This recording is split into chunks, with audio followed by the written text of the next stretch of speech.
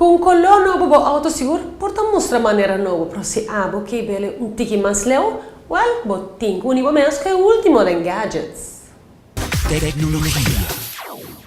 Botin gana di regalar bo menos auto novo, af quizás bota cansado de menos look di bo auto, gente ranha a denha fo, Radio Shack, ting, lo que bo mester. Upgrade bo auto existente com gadgets não conhece mundialmente. Começa para optimalizar a onda de bo rádio. E assim bo pode desfrutar de tour canal de tranquilidade de bo auto. Regular corrente de bateria de auto com o car capacitor. De marca Tsunami.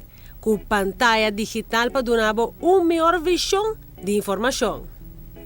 Entretenebo mes com o Audiovox Rear Set Entertainment Mount, com característica infinito. Maneira é built-in charging port, com caf de proteção. IR transmitter, com dual channel e IR headphone transmitter. Aumenta o sonido do auto com o Taramps Amplifier HD 3000, que trabalha a base de nanotechnology e boosta a qualidade de bom sonido. Se você quer uno mais compacto, pode check out o Taramps mais chiquito com a mesma função.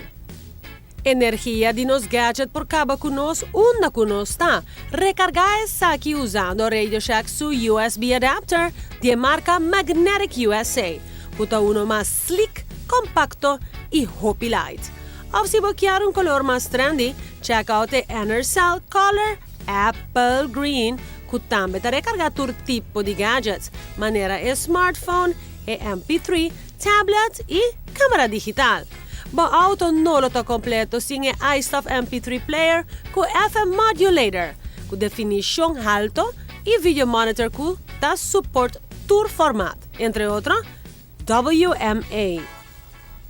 E sem dúvida, música é o que traz alegria e completa cada quem seu dia. É possibilidade para desfrutar de boa cantiga favorito da infinito, seja botar riba bo brommer ou scooter.